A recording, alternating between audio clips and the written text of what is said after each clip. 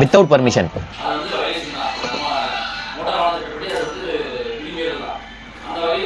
விற்கிறதும் violation சொல்லுங்க.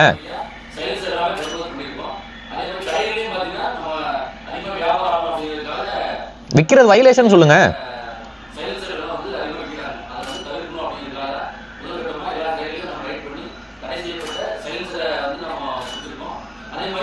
தடை செய்யப்பட்ட சைலன்சரை பிடிச்சிருக்கீங்க, சரி, அவங்களுக்கு ஃபைன் இருக்கா அதை சொல்லுங்க. இப்போ இதில் சொல்றாரு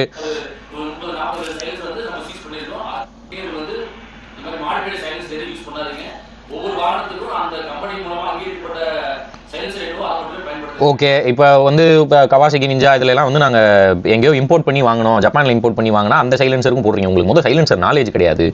நான் சொல்கிறேன் உங்களுக்கு.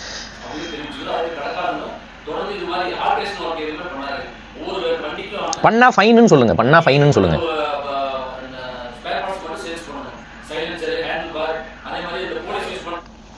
இப்போ என்ன மேட்டர்னா, இதில் வந்து போலீஸ்காரங்களுக்கு கவர்மெண்ட்டுக்கும் என்ன ஒரு சரியான புரிதல் இல்லை. நான் ரொம்ப நாள் அந்த விஷயத்தை பற்றி பேசணுன்றேன், இன்றைக்கி சொல்லிடுறேன்.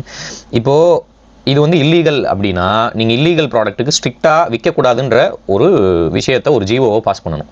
அந்த கடைகளை ரைட் பண்ணி அங்கே இருக்கிற சைலன்சர்லாம் நீங்கள் அங்கேயே எடுத்து உடச்சி போட்டிங்க அப்படின்னா எவனும் ரோட்டில் வாங்கி சுத்த போகிறது கிடையாது.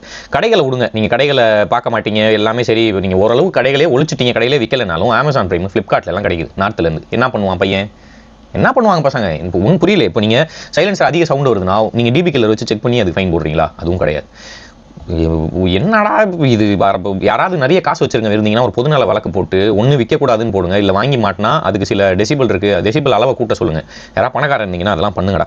சரக்குக்கு அதே மாதிரி தான், பார் வச்சு நடத்துறீங்க, குடிச்சிட்டு வண்டி ஓட்டக்கூடாதுன்னா புரியல எனக்கு. அப்போ 7 மணியோட கடையை க்ளோஸ் பண்ணுங்க, 6 மணியோட கடையை க்ளோஸ் பண்ணுங்க. 10 மணிக்கு எவனும் வரமாட்டான். 10 மணிக்கு கடையை க்ளோஸ் பண்ணிங்கன்னா வேலைக்கு போயிட்டு வரவன் குடிச்சிட்டு வண்டி ஓட்ட தான் செய்வான். இல்லை பிளிங்கிட்டு இது மாதிரி இதில் வீட்டுக்கே போட சொல்லுங்கள், வீட்டுக்கே வந்து வாங்கிடும். வீட்டு பக்கத்தில் பார் இருந்தால் எவனும் போய் அங்கேயே உட்காந்து குடிக்க போகிறான்.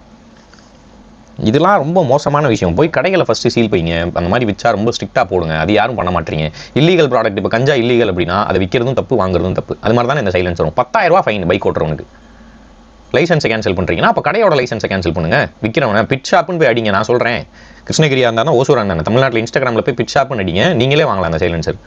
எல்லா சைலன்சரும் வாங்கலாம். 2500 ரூபா 2400 ரூபாய் கிடைக்கிது. அப்போ பசங்க வாங்கி மாட்ட தான் செய்வாங்க. அப்போ விற்கிறது மட்டும் தப்பு இல்லைன்னா வாங்குறது தப்பு இல்லை தானே?